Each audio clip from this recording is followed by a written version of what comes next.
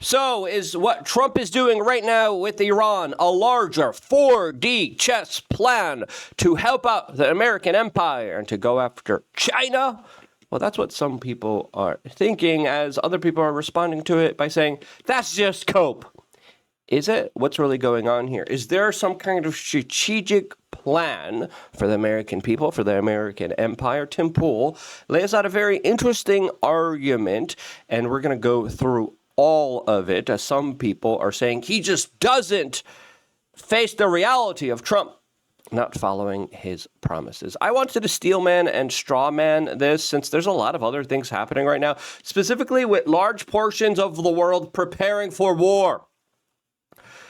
People never want war. The population doesn't want war, but there's some very interesting moves being made by the UK, by Germany. Germany that's running out of energy, somehow trying to be on a war footing. That just doesn't make any sense at all. Canada's even like, yeah, we got to prepare for a global war here.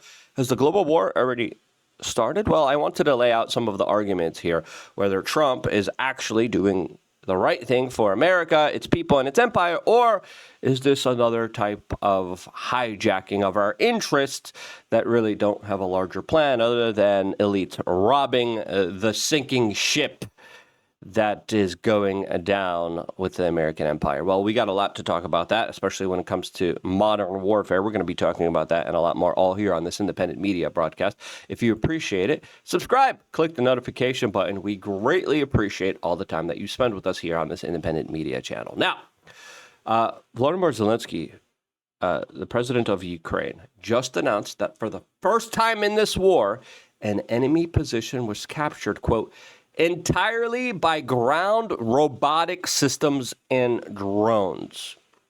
No, it's not a scene from Terminator. He came out in an announcement where he's literally behind all of these robots. І його творить Україна. Це наші наземні роботизовані комплекси. And he specifically described that without any infantry, without any life loss, a robot entered one of the most dangerous zones instead of a soldier and took a position. As he announced, the future is here on the battlefield, and Ukraine, quote, is creating it. These are our ground robotic systems. For the first time in this war's history, and any position was taken exclusively by unmanned GRS platforms and drones. The occupiers, which he calls the Russians, surrendered, and this operation was completed without infantry involvement and without losses on our side.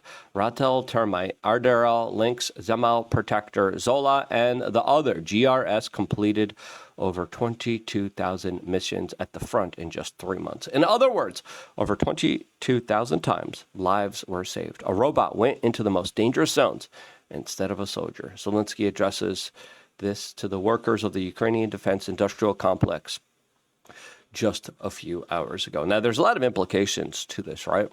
Because the first implication that you kind of think about here is that a lot of politicians, a lot of people who send troops and are wary of doing that, specifically with the greater cost to their own soldiers, no longer have to calculate that.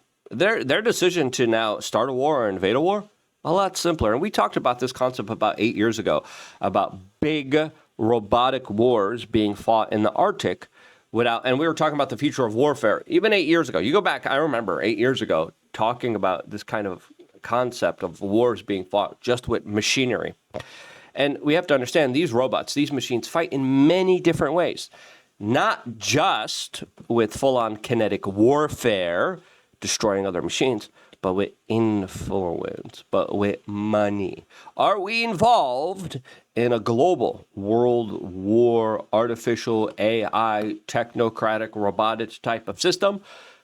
Some would argue so here, but there's a cost to this, right? As right now, we still do not know the full amount of money we're spending on this Iran adventure, this expedition, as Trump has called it previously. A 47-year-old war that's not a war, as we still don't know exactly how many troops have lost their lives here, how many people were injured. A lot of the reporting has gone silent. Leakers have been prosecuted and raided by this FBI. But CNBC News is reporting that this whole entire endeavor could cost American taxpayers $1 trillion. And when it comes to the kind of debt that we're in, this huge amount of money that we're spending, Trump wanting to spend 1.5 trillion, cutting social programs in order to finance the military industrial complex, which has been corrupt. I'm sorry, but I think that doesn't really make a good argument for some kind of 4D chess type of decision being made here, since the economic consequences are being felt predominantly by the poor and middle class people. And that's what I would argue against some people saying, no, this is strategic. New York Times is reporting that the Middle East will slow down the global economy. And it's pretty clear. Inflation is going to be fueled. Energy prices are going to go up. Everything else is going to go up with it as well. As right now, there's some very strange things, especially happening with one of our carrier strike groups that's literally going through all of Africa and not through a coast near Yemen, as of course there are fears of that particularly being a very tumultuous area where they would be hit here. Now, before talking about that and a lot more, we wanted to tell you about the sponsor of today's video, and that, of course, is getintogoldnow.com. Let me ask you something. You spend 30 years working, saving, building your retirement, and then just 2 years before you plan to retire, markets take a major hit. Just like that, decades of work suddenly depend on forces completely outside of your control. Now, look at what's happening in the world right now. Escalating tensions with Iran, instability in the Middle East, oil markets reacting, financial markets moving on every geopolitical headline. These events don't just affect politics. They affect the financial system your retirement is tied to. Most Americans have their entire retirement sittings in paper assets, stocks, funds, accounts tied directly to the market and the dollar system. And here's something most people are never told. You can legally hold physical gold inside a tax-advantaged IRA or 401k. It's been in the tax code for decades. When I started to look into how people protect their retirement from market shocks, that's how I came across Augustus Precious Metals. Their education team walks people through exactly how this works step by step, so you can understand whether moving a portion of your retirement into physical gold actually makes sense for you. If you spent decades building a retirement, it's worth at least understanding the options. Go to getintogoldnow.com or text Luke to 35052 to get Augusta's free information guide and get connected to one of their educators. They'll answer your questions and walk you through how a gold IRA works, because after 30 years of building something, you probably don't want it depending entirely on one market cycle. Go check them out. It doesn't hurt just to listen to them, as I've been a big proponent of diversifying, and I think it's just something that I would absolutely consider. Hear them out, check them out, and getting their free guide doesn't cost you anything. So we appreciate them working with us. Now, let's get back to what's kind of going on here, as right now, us moving significant portions of our military hardware is something that people question. I'm like, we're in a ceasefire, but we're sending in massive amounts of military hardware. Why? Because we're now blocking the Strait of Hormuz. And putting in our own toll. Now, this, of course, disrupts China, as they have an economic partnership with Iran, and they rely on Iran for a lot of their energy resources. Now, China also has been building nuclear reactors, a lot of them. They have been building a lot of solar farms, which I think is strategic, especially with all the world shocks happening right now to the global oil markets. Now, China came out and called the U.S. blockade of the Strait of Hormuz dangerous and irresponsible, as some people even talked about how they might even send in their naval ships to escort their energy resources. As, of course, most world wars historically are always fought over trade routes, right? You go back to all the wars. That's where all the major battles are waged. As China has called for a comprehensive ceasefire that would help, quote, ease the ongoing crisis in the Middle East. Now, will that happen here? I don't know. Peter Schiff came out with a very interesting take here, saying Trump using the U.S. Navy to blockade the Strait of Hormuz could easily be considered an act of war by other nations impacted by this action. What does the U.S. have to use military force to prevent China from buying oil? However, China's right to retaliate, quote, would seem clear, as Chinese exports grew 2.5% in March, which was a sharp slowdown as this war is affecting the global economy. The global economy, which I would say is kind of teetering on the possibility of a collapse here. The Wall Street Journal also released another article as the markets are up, right? As this blockade specifically does boost American exports and also prices at the pump. Why? Because now a lot of countries are buying American energy resources. Now, do we have enough to go around for the entire world? I don't know. Without making it go more expensive, I think it's pretty clear it's going to be more expensive, right? The cost is usually given down to the consumer here. But is this a move that's being willing to be made in order to somehow help out the American empire? I don't know. If you want to help out the American empire, you balance the budget. You get rid of the fraud, waste, and abuse, right? You get rid of all these horrible no-bid contracts that provide services that are questionable, especially amongst the military-industrial complex, and don't just write them blank checks and don't just spend money when you don't have it. And you don't just print money, right? Now, Tim Pool came out with his assertion here, which I think is interesting. And listen, you got to listen to everything here because he might be right. And he says, U.S. crude at record exports in the Gulf while the Strait of Hormuz is closed. The theory is that the U.S. wants to cut off China from a major supplier of energy, but can't publicly declare they are driving up gas prices internally to harm an adversary. Now, I would just argue, we're also being harmed, right? The average American's being harmed here, right? There's just simply... if there's more oil on the markets, oil's cheaper, everything's cheaper, everyone else in the regular, slower middle class benefits. Who really benefits from this type of conflict? The military-industrial complex won, right? Marian Andelson, Bibi, they benefit, right? Those are clear benefits. Now, is there some kind of longer down the line, this was going to happen, so this needed to be done in this way, maybe hypothetically type of scenario and situation? I don't know, but I'm seeing the cause and result now. Now, will there be a different cause and a result because of this conflict that I will eat my words? Maybe. And I'm willing to eat my words. I'm willing to admit that I'm wrong. But so far, if you want to look at why something's being done, you look at the beneficiaries.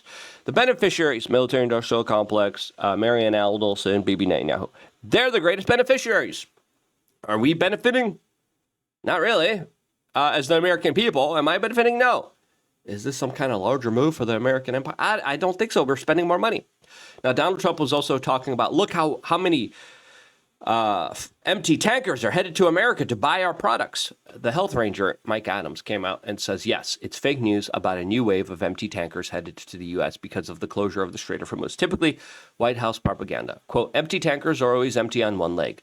Just how shipping works. Oil tankers travel loaded in one direction and empty in the other. There's nothing unusual about empty tankers appearing on a map at any given moment. Now, Trump portrayed, and he might be right, that a bunch of tankers are heading towards the Texas, Louisiana area where a lot of our shipping energy resources are delved out. He goes on, seeing empty tankers on the map is normal. It means nothing without knowing their actual destination. The tone mileage problem, the U.S. Gulf is 9,000, 10,000 nautical miles from Asia, roughly 60% farther than the Persian Gulf. Asian countries, China, Japan, South Korea, consume the vast majority of Persian Gulf. Rerouting it to the U.S. would be enormously expensive in tone miles, freight cost, and time. It's something a refinery would choose lightly. More than 400 oil-laden tankers, and again, that means the price of all of the oil, all the energy goes up, especially with higher demand here in America. Less oil, more demand, prices go up. Average American gets hurt. Can we withstand that, especially with the economy in such poor type of standing, especially with all of the weird things happening now with AI? Job replacements. He goes on. More than 400 oil-laden tankers and dozen of LNG, LPG carriers remain anchored outside the Persian Gulf, awaiting signals for passage, meaning ships were struck trying to get out of the Gulf, not racing to fill up in America. The U.S. itself is not a net oil exporter. Even if demand for U.S. crude increased due to the Hormuz closure, the first new American oil refinery in nearly 50 years is under development in Brownsville, Texas, and won't be operational for years, meaning infrastructural bottlenecks limits how quickly U.S. could quickly scale up to replace Persian Gulf oil supply. The 121 tanker story comes from counting empty tankers on a shipping map near the U.S., something that happens every single day regarding of what's happening in the Persian Gulf. The people promoting this as some type of Trump victory are Riri, right? Now, Tim Pool goes on. I think it's possible. The shutting of the Strait of Hormuz was the intended condition. I did not come up with this idea, but the U.S. crude pushing record levels and China livid after getting cut off from a major supplier. There are some things to consider. Now, Europe's pissed too. Europe's not helping with this. Trump wants them to help. I think maybe there was a situation where Trump was like, yeah, this affects Europe. Europe's going to help. Europe's like, yeah, we're not helping. And now we're kind of in a kind of desperate move. Be like, oh, you blocked it, we blocked it. Which is weird. Quote, Trump can't come out and say we went to war over oil. Now, listen, if we're fighting over energy resources, if this is the thing, like we need to fight over energy resources, build nuclear reactors. France is doing it. China's doing it. And they have a surplus of energy, right? That would be the strategic type of initiative, right? But we're not really doing that. So that's where I would question it. So we get a handful of excuses like nuclear weapons or human rights abuses. I mean, no one bought it, right? They didn't even try to sell this war to us. He goes on. The war is driving up gas prices in the U.S. and people are pissed off. The Trump administration can't just come out and say, we're intentionally making it hard for you, so we make it harder for China. I mean, why would we make it from China when we're still relying on China for a lot of our exports? Most of our pharmaceuticals still come from China. Now, there's been a tug of war. Now, the argument that I think could be laid out here, that could be entertained, is the fact that, hey, China, we want your rare earth minerals. You stopped exporting it. Give it up. You give that up, we'll let you oil get to your country.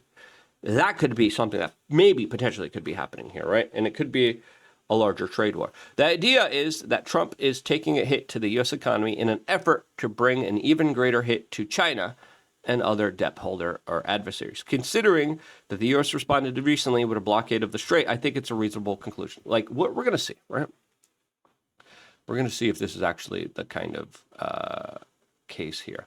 Now, of course, people are saying he's just coping.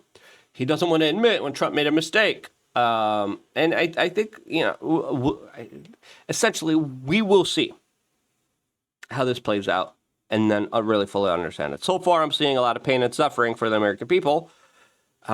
Is this a part of some global kind of trade deal? Trump's pretty brazen. Right? He says a lot of things out loud. Right? He doesn't have a filter. And the argument that he's playing 4D chess is a little bit unbelievable, especially with his bundling of the Epstein case, right? Especially with him being kind of hyper-focused on going after Riley Gaines and podcasters and the Pope. Like, if you're playing 4D chess, you don't want to be distracted with, like, petty egotistical squabbles, right? And maybe there's someone smarter doing all this. But then this is why I don't like this argument, because you kind of got to give your faith. You're like, okay, Trump, do bad stuff to us, because maybe something down the line somewhere might potentially help us. Okay, you got to make that argument very clear, and it has been made very clear, right? It hasn't been strategic. And if the average person's able to find out, you think China's not able to find this out? Right? Now, Tim Pool responded to some of the criticism, saying, I don't care for the tribalism. Anti-Trumpers are calling this cope because in their minds, Trump can only be Riri. Listen, there's a lot of things that Trump has done that have been pretty Riri. All right? Now, again, some things that Trump has done has been great and awesome. With the DEI stuff, with the climate change stuff, awesome, right? Some of the immigration, okay, awesome. Other stuff's been kind of very Riri. Glyphosate, Riri. Epstein, Riri. Special interest group donor class, Riri. And like the 4D chess kind of argument also falls apart because this is something Bibi's been trying to get America to do for over 30 years. And he's been laying out the case and argument. And according to Benny Johnson, with his sources on the inside and the New York Times, the information that Trump was given by Bibi was bunk, even according to his top officials, except for Pete. Right? So who knows? He goes on. However, real critics here is that, assuming it's correct, Trump is sacrificing the quality of life for Americans in order to cause more harm to Iran and China. Again, that's not what we voted for him for. Make America great. That means it's people. Like, if he's like, okay, we're going to use you as a battering ram to go after Iran and China, I don't want to be used as a battering ram. I'd rather you make things better domestically. As he goes on, I suppose, however, the argument is that the U.S., whether it is Trump's idea or the intel agencies, is incapable of planning several moves in advance and is beholden to Bibi.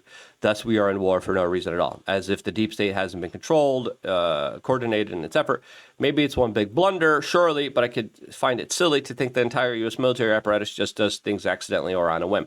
No, it's been in the works for 30 years from the neocon right? And they've been planning and wargaming this for a very long time. Either way, there's a larger move being made here that we can't see. I wish he's true, and I hope he's true, and I will eat my words if he is true. But I don't think this is correct, personally, respectfully. Now, we're also learning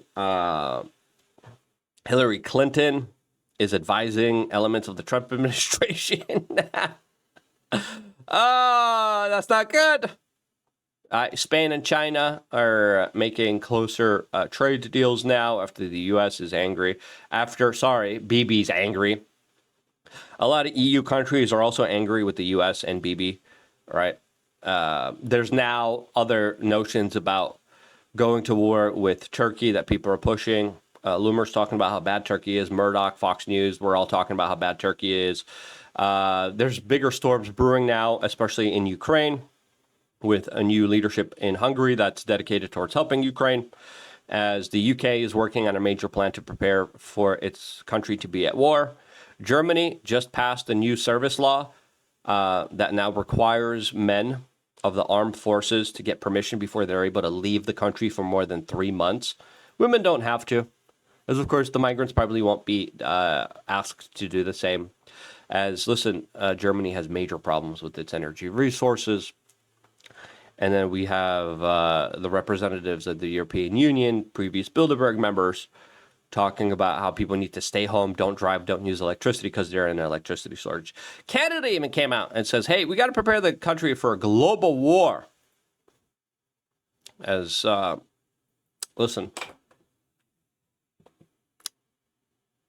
think that's going to be essentially where we're headed. Anyway. Thank you to our sponsor of the video, getintogoldnow.com. We appreciate them working with us. I wouldn't be here if it wasn't for them working with us. You sharing this video, getting it out there. What do you think is really going on here? 4D chess or 30-year plan that benefits a few people of the type of special interest lobbyist swamp that has been kind of getting their way? Which one do you think is true? I think, it's comforting believing that there's some kind of, I hope that's true. I pray that it's true. And I will eat my words if it's not. I just don't think it is. That's my 2 cents on the matter. What do you think? I love you guys. Stay tuned for more, all here exclusively on youtube.com/weare.